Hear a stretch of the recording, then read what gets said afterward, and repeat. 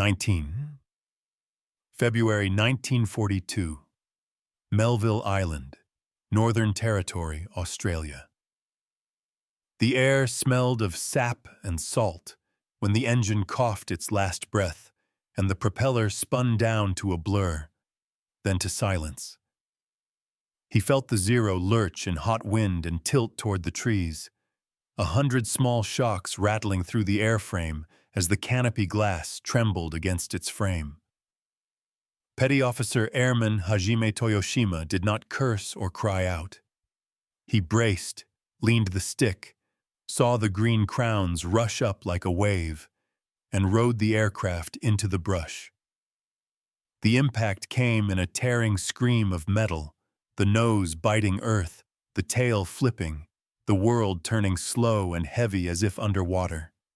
He hung half out of the cockpit, tasted the iron of blood, and listened to the cicadas rise over the settling hiss of cooling metal. The first thing he smelled was petrol.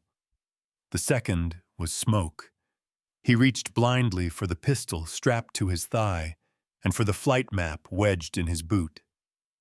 Darwin lay far to the south across sea and strait, but in his mind he still saw it in flames. The harbor jumbled with wreckage, oil on water catching fire that ran like wind. The roofs of the town punctured into black squares by blast waves.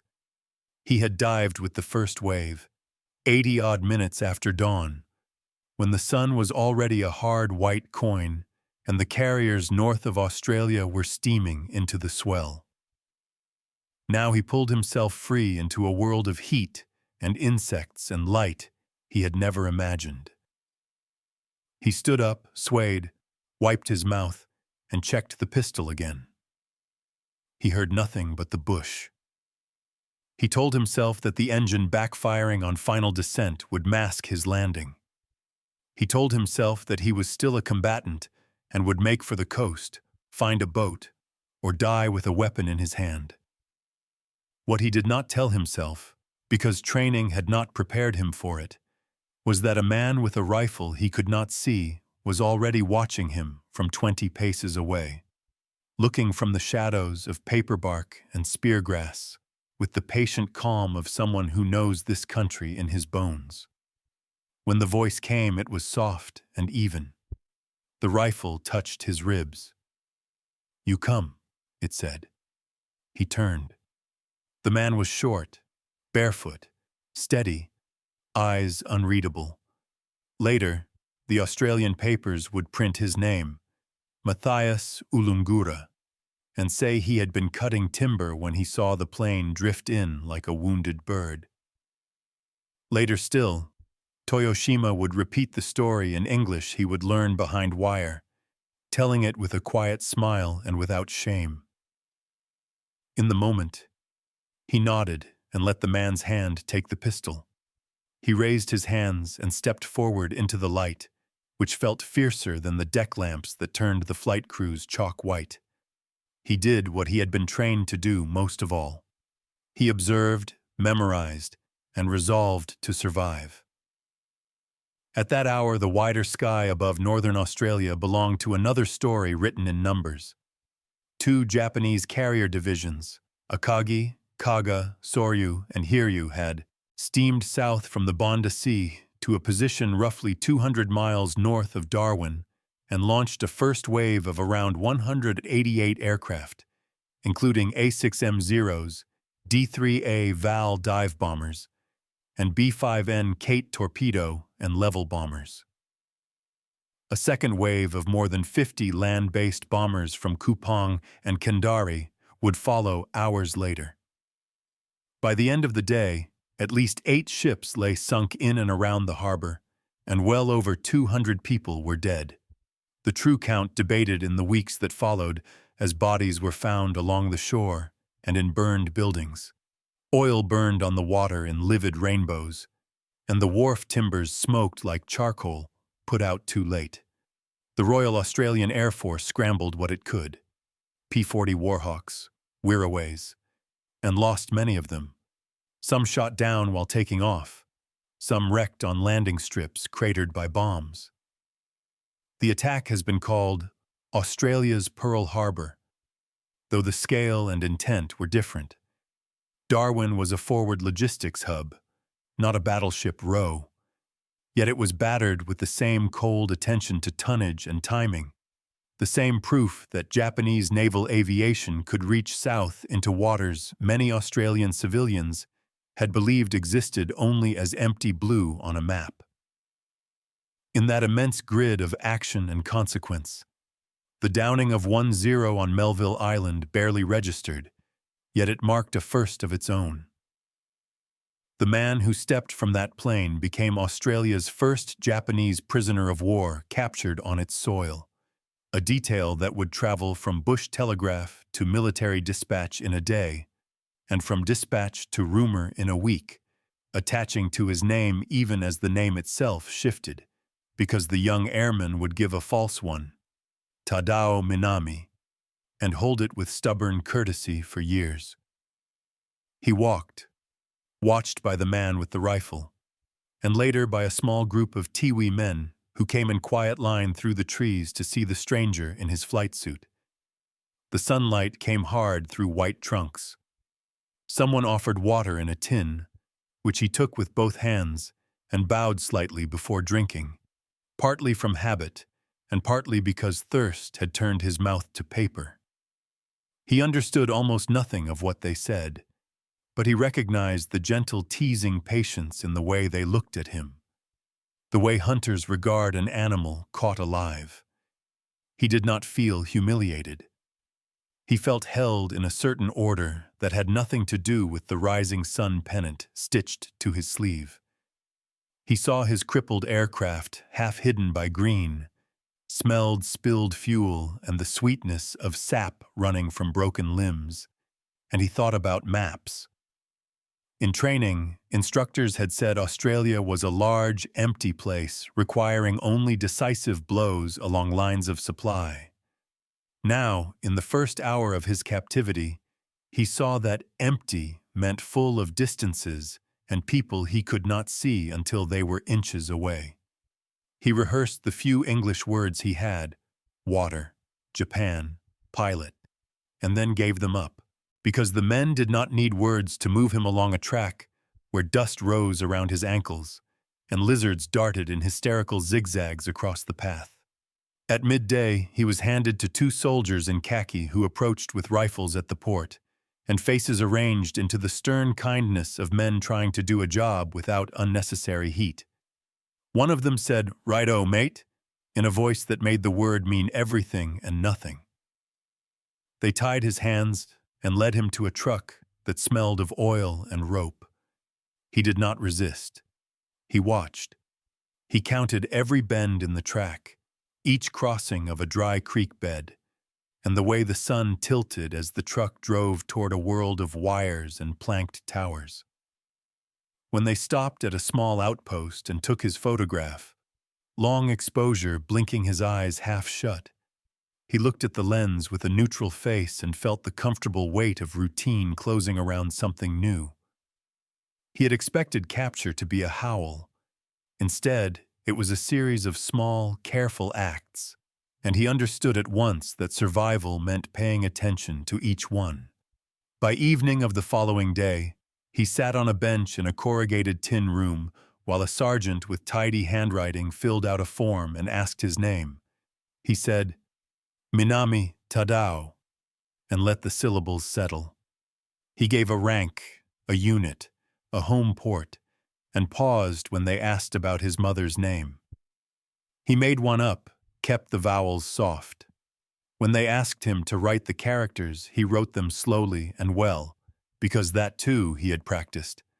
A false name must look natural. The sergeant lifted his eyes once and then only followed his pen again. Outside the tin walls, the life of a forward post spoke in its regular language. Diesel generators humming, boots on gravel, a chipped bell ringing to summon men to mess.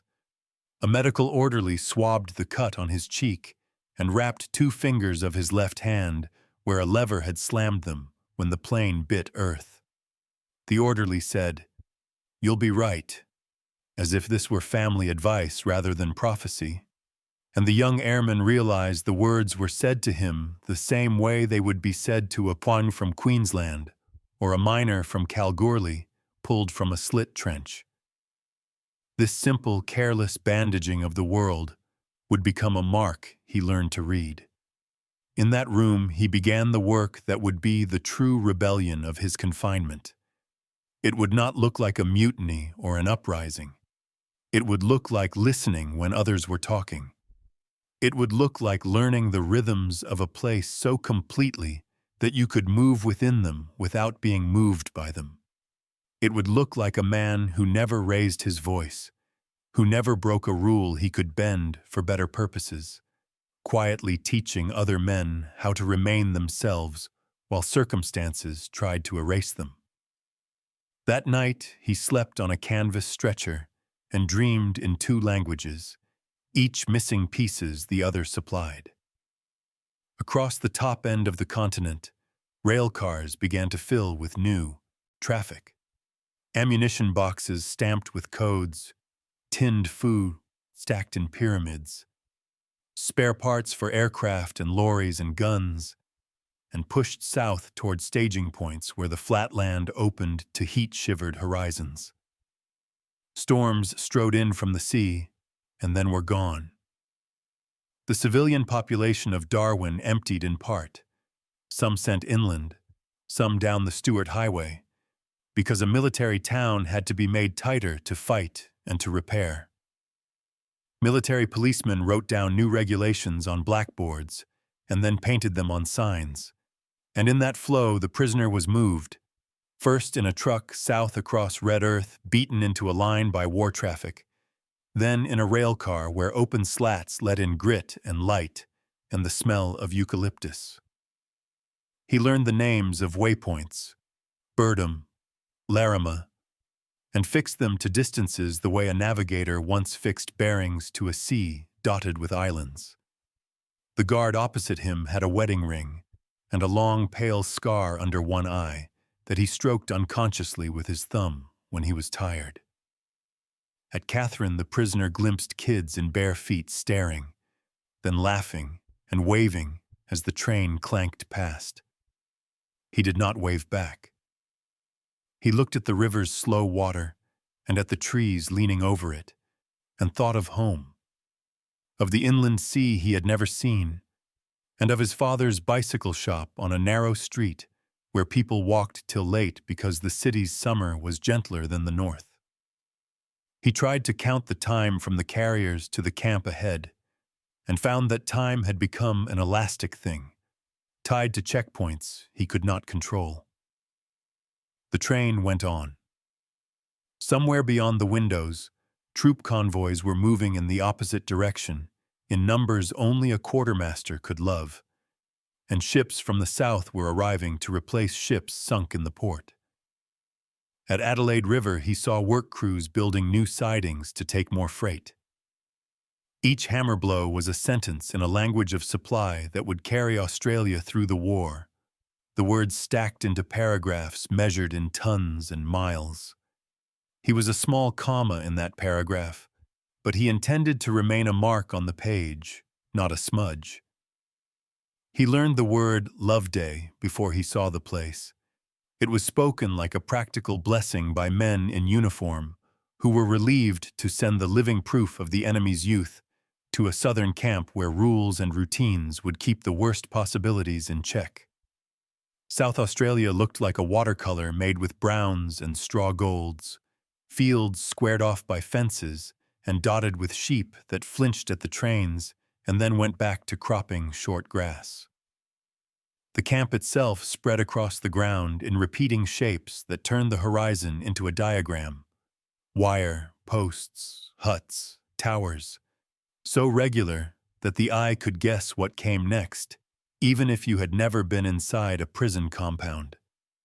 He was marched through the gate and felt the weight of eyes measuring him. He kept his shoulders straight without being proud. That first night, he spoke in low tones with men in his own language and asked for nothing he did not need. He gave his false name again and watched it taken down in neat kanji on the crude roster the prisoners kept for themselves. He did not correct the man who spelled his naval base wrong. The work of remaining whole began in small corners, in the way he folded his blanket, in the way he did not fight over the best spoon, in the way he stood to one side to let an older man pass through the doorway first. He gave away half his cigarette on the second day because the other man's hands shook. On the third day, he began to ask questions that did not sound like questions. Where had others been captured? What work details were the worst, and which were merely tedious? Which guards drank too much and became loud and red, and which sat quietly with tea and wrote letters home that smelled faintly of eucalyptus oil kept in a bottle to rub on stiff shoulders? He collected these small facts because they were the only currency that would matter later. At night, he lay on the lower bunk and counted breaths until sleep took him. Official numbers moved in another direction at the same time.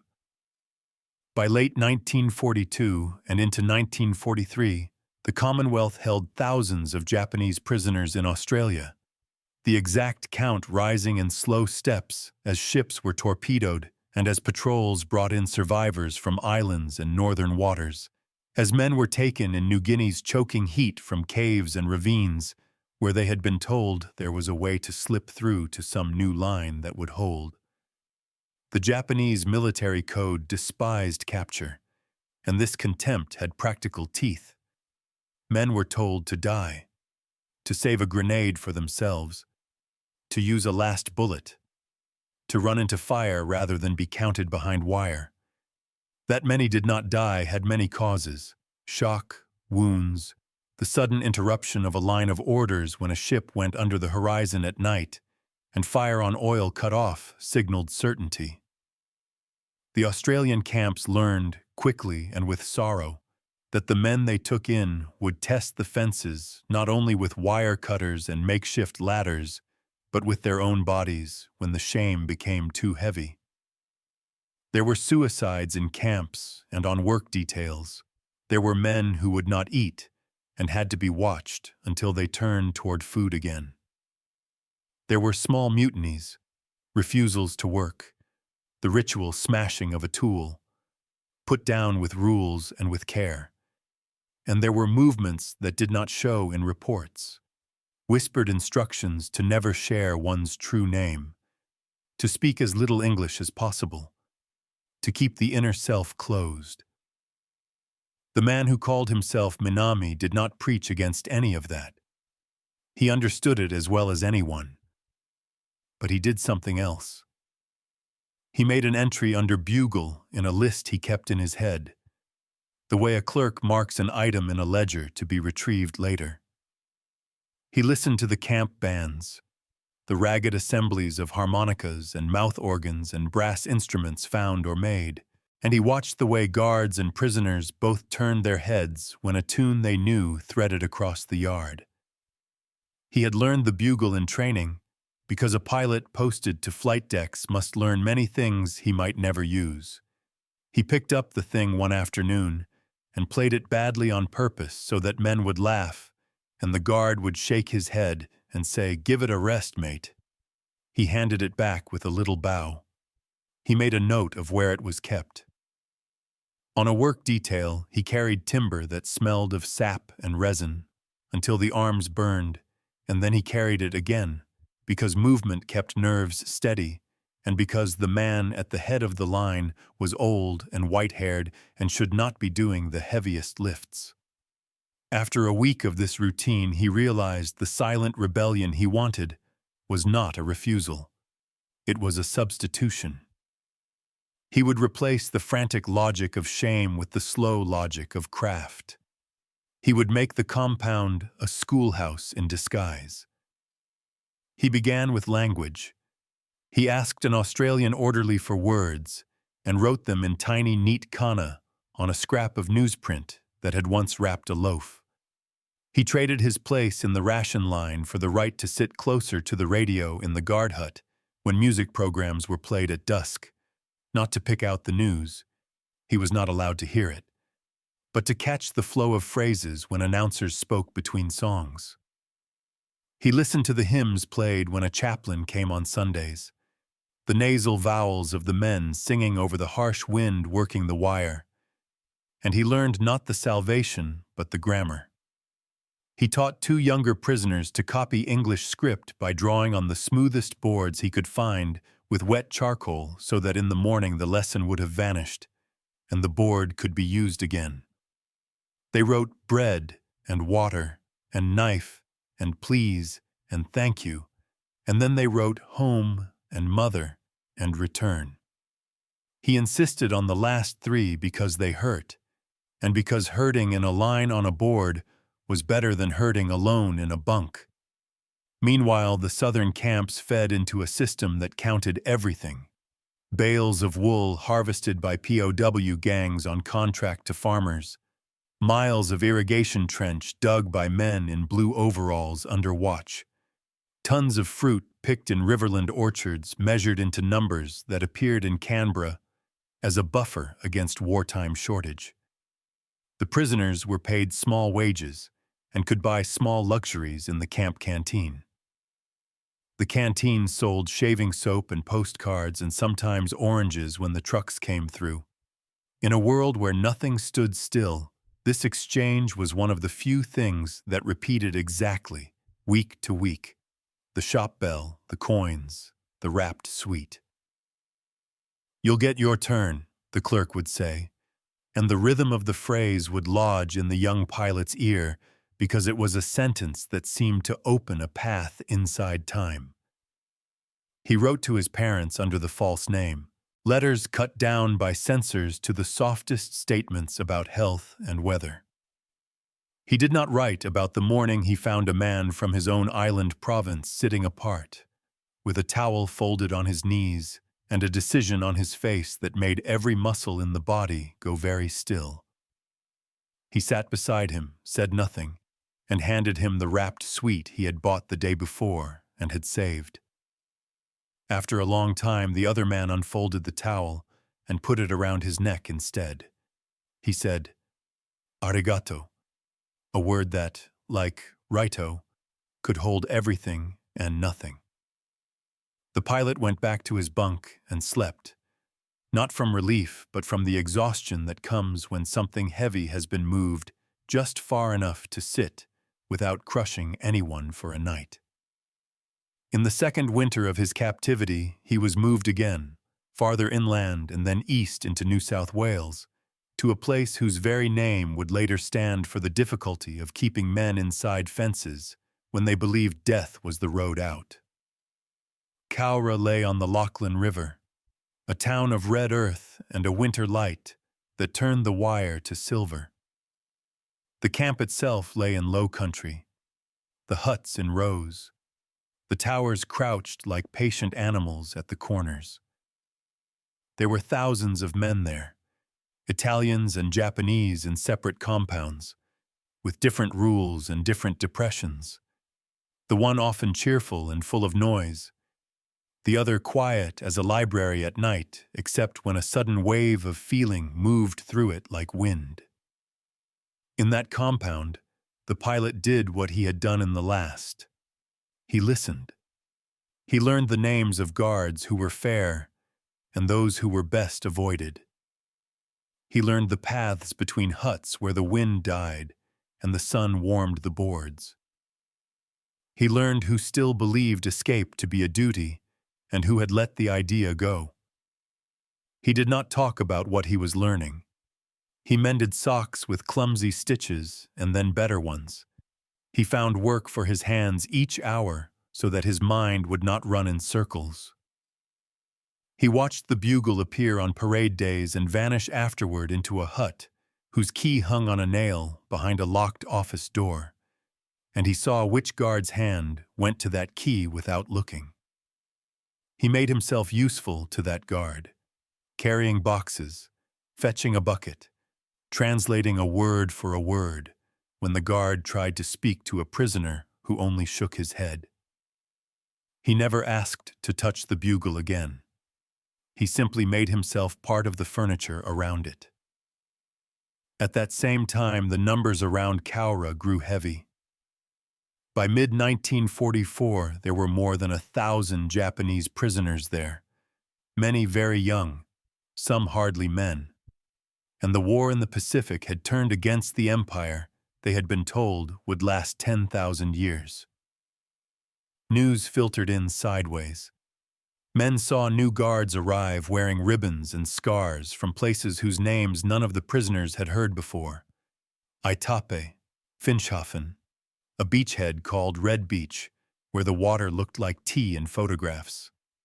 Men saw the guards' faces when the mail came, counting the ones who smiled and the ones who went still as if pushed from behind.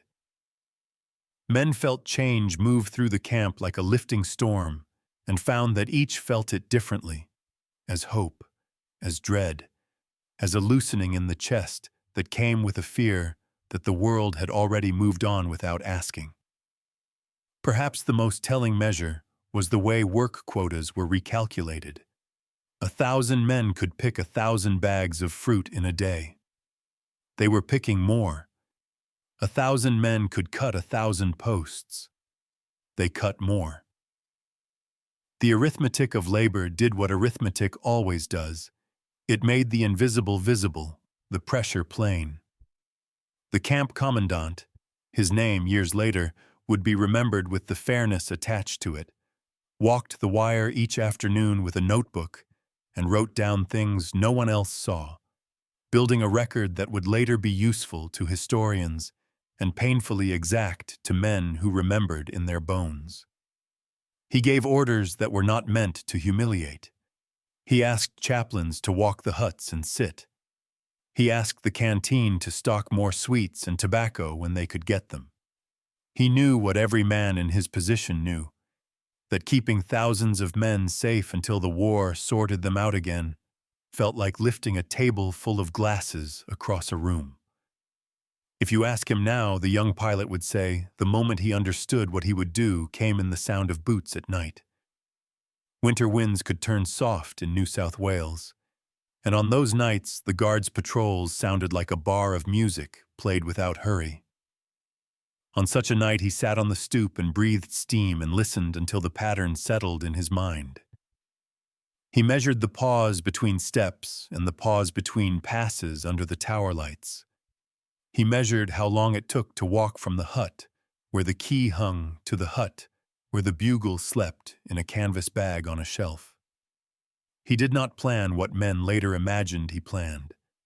He planned an argument with himself about what music means. On nights when he could not sleep, he heard in his head the calls a bugle can make. Reveille, lights out, assembly.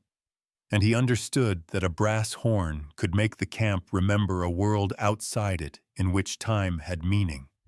He also understood that another call could push men who were already on their feet to run where they would not have run alone. He did not know which it would be when the time came. He only knew that if a call had to be sounded in that compound one night, it should be made by someone who had learned the two languages, the hard one of wire and boots, and the soft one of breath and brass. That was the rebellion taking shape in him.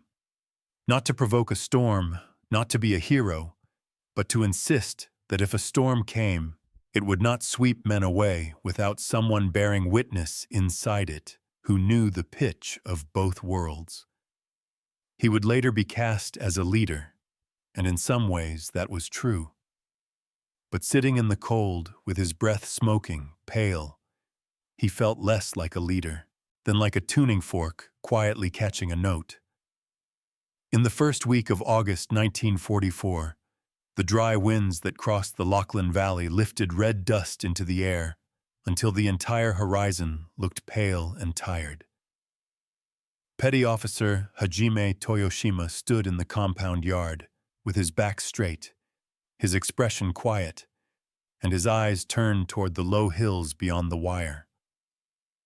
Around him, the camp at Cowra followed its usual rhythm.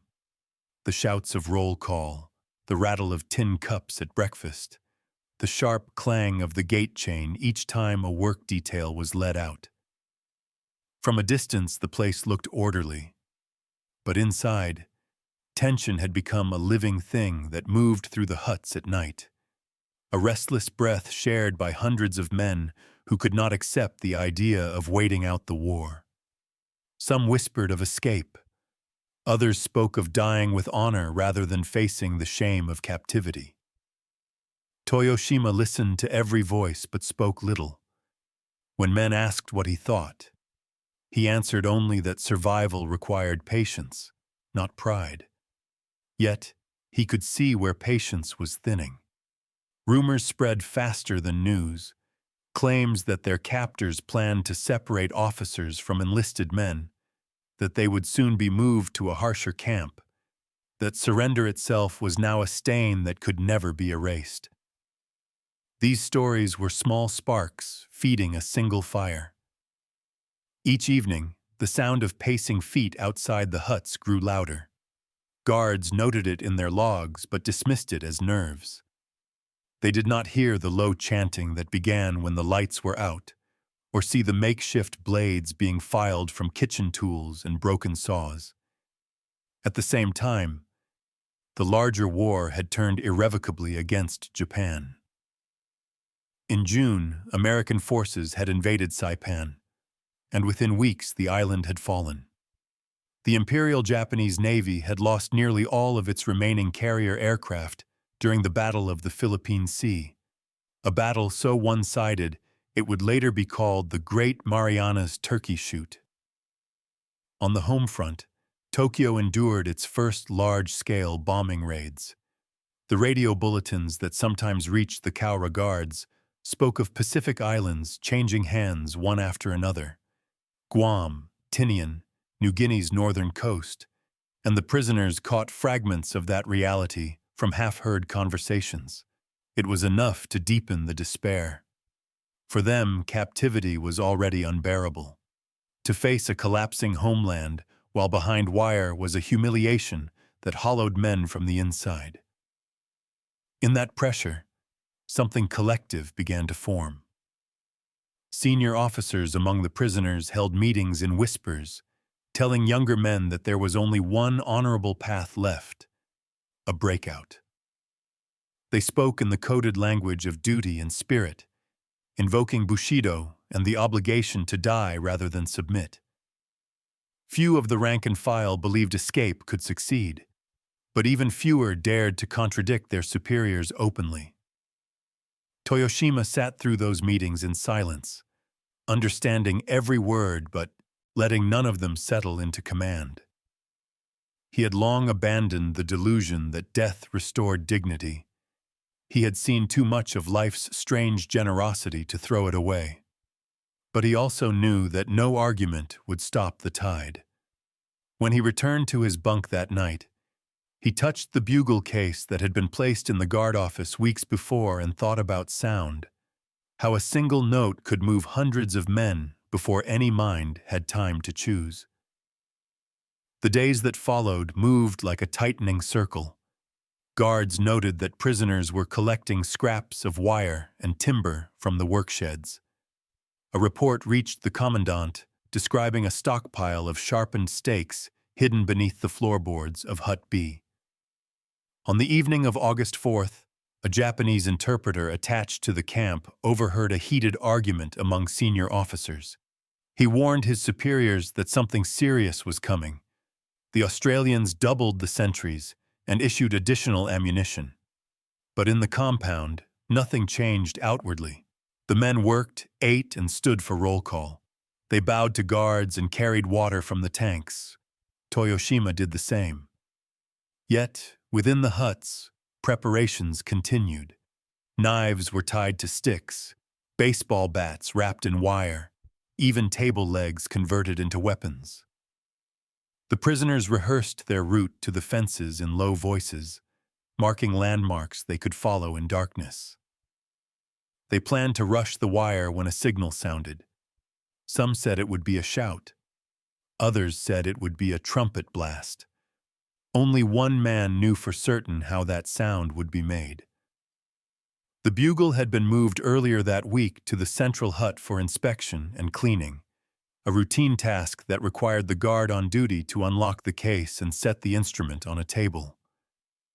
When the guard stepped away, Toyoshima stood near enough to glance inside and note the way the mouthpiece had tarnished. It would still play. He said nothing. He finished stacking the blankets he was assigned to carry, wiped his hands on his trousers, and walked out. Later that night, under the low glow of kerosene lamps, 2 officers came to him quietly. They asked if he would sound the signal. He did not answer at first. One of them said it was fitting. The first Japanese taken on Australian soil should lead the first return to honor. He looked at their faces, tired, sunken, afraid of being afraid, and nodded once. When they left, he sat awake for a long time listening to the steady rhythm of the guards' boots beyond the wire. The night of 4 to 5 August 1944 began like many others. Cold wind, frost whitening the grass between huts, the moon hidden behind a bank of thin cloud. At 1:30 a.m., the guards on the eastern perimeter noted unusual movement in the Japanese compound. They heard muffled voices, a scraping sound, like timber dragged across dirt. The commandant, alerted in his quarters, ordered the spotlights turned on. In the seconds before the beams swept across the yard, a clear, metallic sound cut through the air. It was the first note of the bugle. Then another and another, shrill, urgent, unmistakable. Some said it was the call to charge, others that it was reveille. Whatever its pattern, it was enough. Hundreds of men erupted from the huts shouting, many wrapped in blankets, some carrying clubs or knives, some unarmed entirely. They ran through the flood of white light toward the outer fence.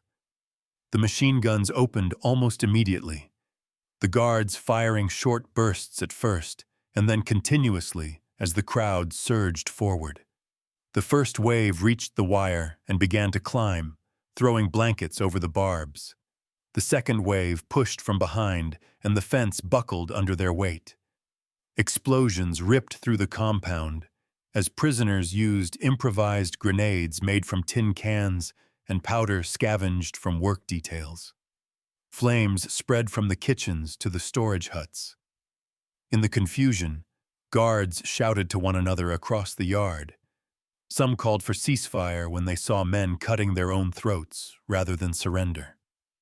The entire event lasted less than half an hour. By dawn, 231 Japanese prisoners were dead and more than 100 wounded. 4 Australian soldiers had been killed, 1 stabbed, 3 shot in the darkness by ricochets or mistaken crossfire.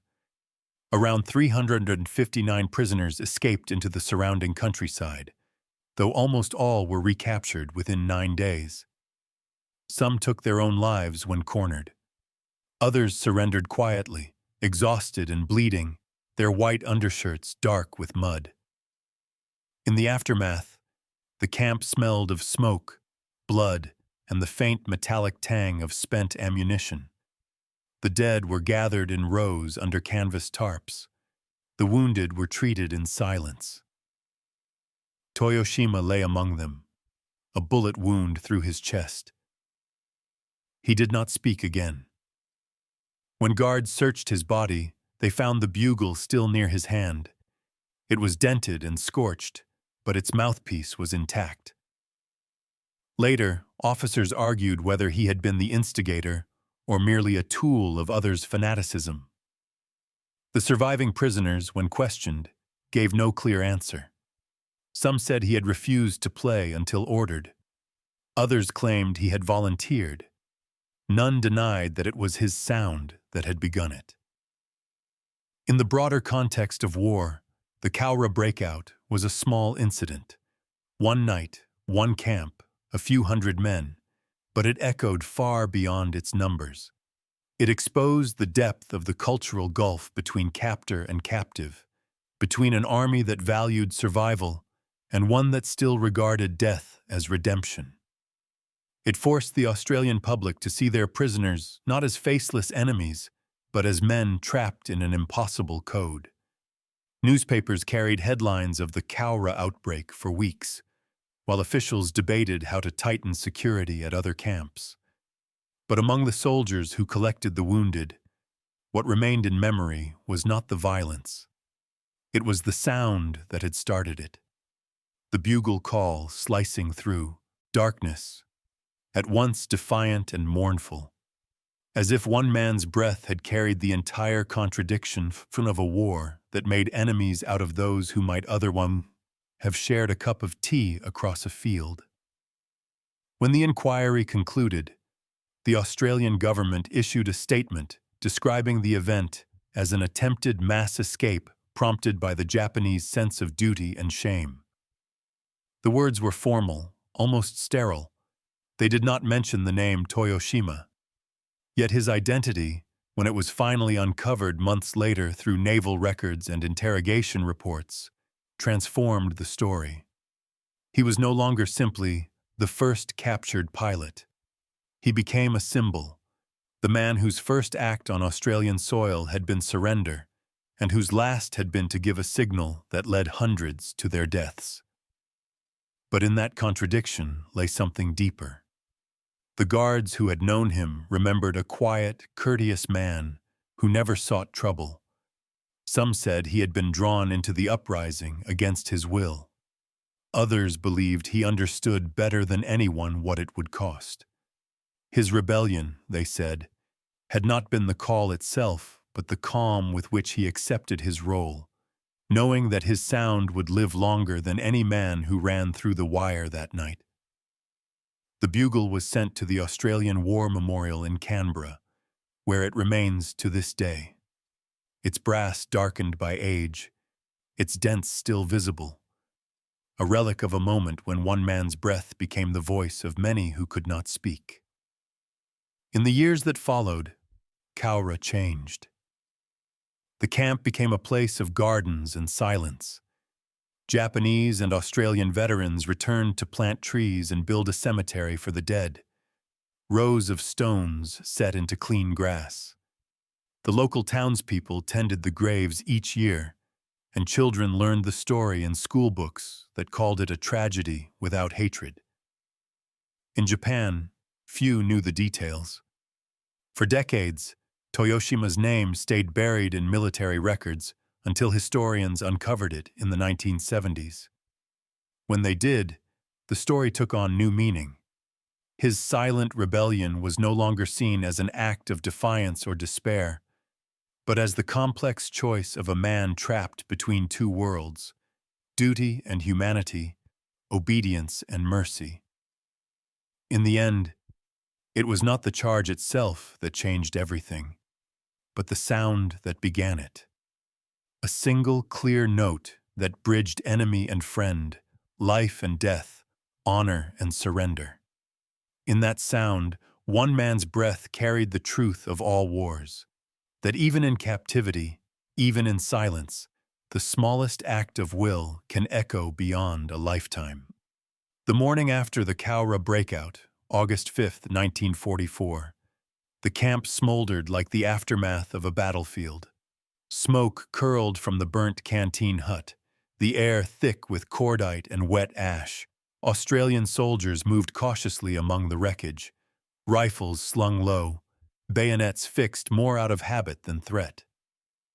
The rising sun revealed a landscape torn apart, fences sagging under the weight of twisted wire, scorched clothing scattered in the dirt, and hundreds of makeshift weapons littering the ground. Near the inner compound wall, the bodies of men who had rushed the wire still lay where they fell, their white shirts stained red, their faces turned upward in expressions frozen between fear and fury. In the stillness that followed, the only sound came from the wind moving through the hills and the distant barking of search dogs released before dawn. Among the dead was Petty Officer Hajime Toyoshima, though few realized it that morning. His body, like the others, bore no insignia.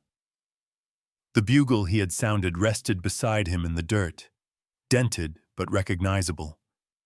A young private named Leslie Rich bent to pick it up, brushing away the dust before setting it aside.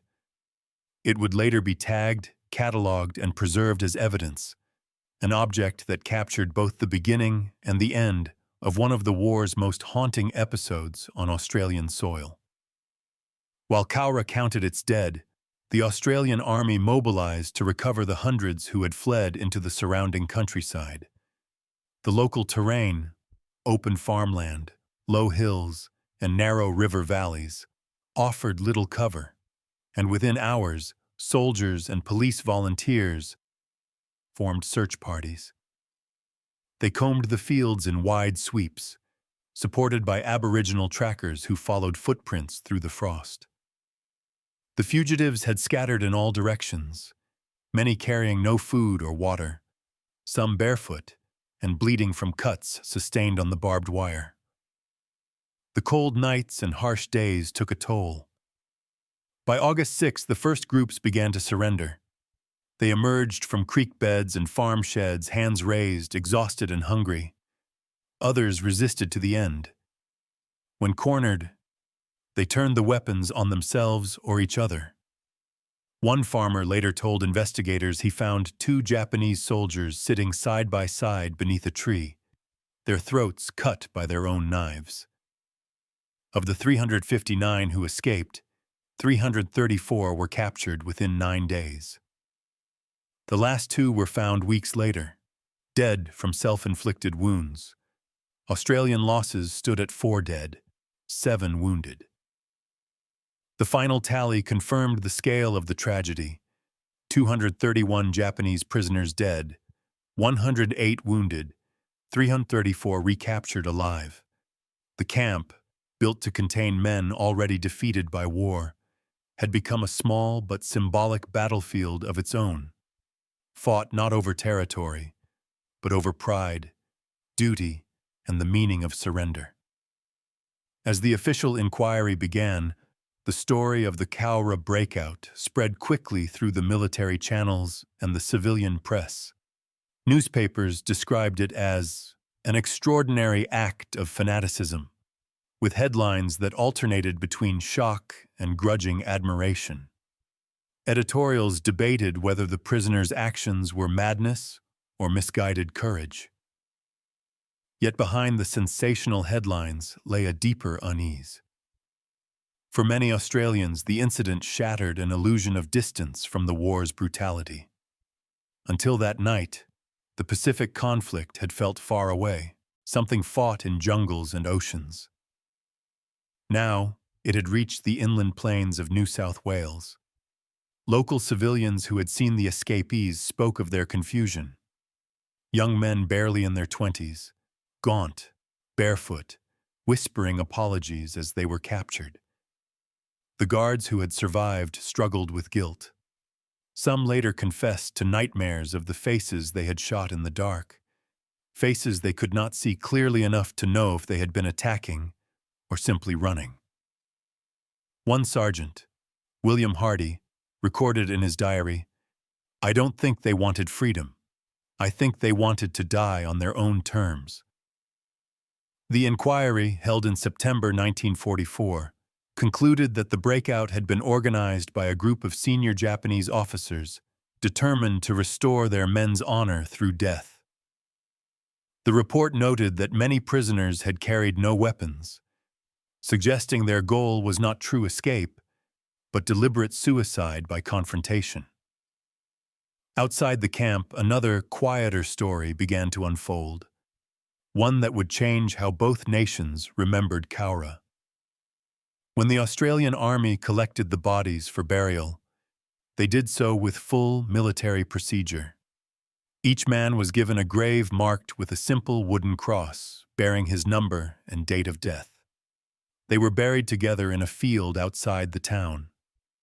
Local residents, moved by the sight, began tending the graves voluntarily, They brought flowers, trimmed the grass, and painted the markers white. In time, those gestures would evolve into the Japanese War Cemetery, the only one of its kind in Australia. The people of Cowra, many of whom had lost relatives to the war, chose to honor their former enemies with dignity. It was a small act, but it would echo for generations. For Toyoshima, it was perhaps the final chapter of a life that had crossed boundaries in unexpected ways. The first Japanese airman to fall into Australian hands, and the man whose final act would inspire a reconciliation neither he nor his captors could have imagined. In the broader war, the events at Cowra went largely unnoticed. The same week as the breakout, Allied forces were preparing for the liberation of Paris. Soviet armies were advancing through Poland, and the U.S. Navy was tightening its blockade across the Pacific. The scale of global destruction dwarfed any single episode. Yet historians would later note that what happened in that small Australian camp revealed something essential about the human dimension of total war. The Japanese prisoners were not merely soldiers obeying orders. They were men trapped in a system that defined surrender as worse than death. The Australians, trained to see enemies as threats, discovered instead a kind of tragic bravery that defied easy judgment. In the years that followed, as peace returned and war memories hardened into history, the Cowra story remained a quiet lesson that sometimes rebellion is not loud or victorious, but silent, shaped by duty, and remembered for its futility rather than its triumph. And at the heart of it all stood the figure of Toyoshima, his final breath carried through a brass bugle into the cold air of an Australian night, a sound that signaled both the end of one struggle and the beginning of understanding. August 6th, 1944. Dawn broke over the Lachlan Valley with a thin veil of mist. The air smelled faintly of smoke from the still smoldering huts, and the clang of shovels echoed across the field where soldiers buried the dead. The earth was soft, dark, and wet beneath their boots. Rows of shallow graves lined the far side of the compound, temporary resting places marked only with wooden stakes and numbered tags. Each soldier's handwriting was hurried, but careful. A chaplain stood nearby, reading brief prayers over men who had died, believing prayer itself was meaningless. Behind him, the camp guards worked in silence, their faces drawn, their eyes fixed on the ground. For most of them, this was their first time seeing death on such a scale. They were railway clerks, shearers, and farm boys before the war, ordinary men turned sentries. Now they stood among hundreds of corpses, realizing that the war they thought was distant had arrived at their doorstep. Lieutenant Harry Doncaster, who had commanded one of the search parties, later wrote in his diary, "It was not a victory. It was the worst night of my life. The sound of that bugle will never leave my head." Beyond the fences, the countryside around Cowra filled with soldiers and policemen tracking the escapees. Trucks kicked up dust on the narrow roads. Farmers offered horses, food, and sometimes rifles. The town itself, population barely 3,000, became a military zone overnight. The local railway station, where freight trains had once carried wool and wheat, now served as a staging post for army patrols. Posters with Japanese characters were nailed to trees along the riverbanks, urging the fugitives to surrender. But few could read them. The captured prisoners told similar stories. Men driven by shame rather than hope, running without direction, hiding in gullies, and praying for rain to wash away their tracks. One group surrendered to a stockman after sharing his water trough. Another was found in a wheat field, asleep in rows between the stalks. The soldiers who found them noticed how young they looked, many barely older than schoolboys. The Australian papers would later call them boys who died of pride. The government avoided such language, describing the event instead as an incident of regrettable necessity. Yet in the quiet of that valley, among the eucalyptus trees and dry grass, the scale of tragedy was unmistakable. For Toyoshima, death came before dawn, but his story did not end there. Within days, investigators identified his body and noted the number on his uniform tag, 906. At first, the name Tadao Minami was entered on the casualty list, the alias he had given when captured in 1942. Only, later, when Australian intelligence cross-checked naval records, did they learn the truth. Petty Officer Hajime Toyoshima of the Imperial Japanese Navy, pilot of the Zero shot down at Darwin. The revelation sent ripples through both military and political circles. To the Australians, it gave the Cowra uprising an unintended symbolism, its beginning and end tied to the same man, the first prisoner captured and the first to die, leading an act of defiance on their soil. For the Japanese High Command, it was an embarrassment that could not be publicly acknowledged. Prisoners were not heroes. To admit their existence was to admit failure. Officially, Toyoshima and his companions never lived behind wire. They had simply fallen in battle. Yet in private, some Japanese diplomats who learned of the event expressed quiet sorrow. One, recorded in a 1945 intelligence memo, said, "He did what his heart demanded, but his heart was born of an old world that cannot survive this war." As months passed, Cowra began to change shape. The wreckage was cleared, the huts rebuilt, and the compound reorganized. Life resumed under stricter orders. New prisoners arrived, Italians captured in North Africa, Germans from merchant ships, and were kept separate from the Japanese. The guards moved through their routines again, though they walked a little slower and spoke more softly to one another. A small wooden board was nailed to the gatepost with a simple inscription, "Lest we forget 5 August 1944. Local townspeople came on Sundays to look through the wire, to see the place that had filled their newspapers and haunted their sleep. They expected monsters and found instead quiet men tending vegetable plots and reading worn Japanese books in the sun. Some guards noticed the same change in themselves. Sergeant Tom Clements, who had fired from the eastern tower during the breakout, later visited the graves. He wrote to his wife, "I looked at them and thought, we were all boys once. The only difference is whose orders we followed." In the years after the war, those simple acts of reflection would grow into a tradition of peace unique to Cowra, where each August, Australians and Japanese together would lay flowers over the soil that once divided them. But in 1944, that was still far in the future. For now, the valley was quiet again, the fences repaired, the fields slowly greening under spring rain. Only the bugle remained unchanged, its brass darkened by smoke, its mouth still shaped to a single man's breath, the note that once turned silence into history.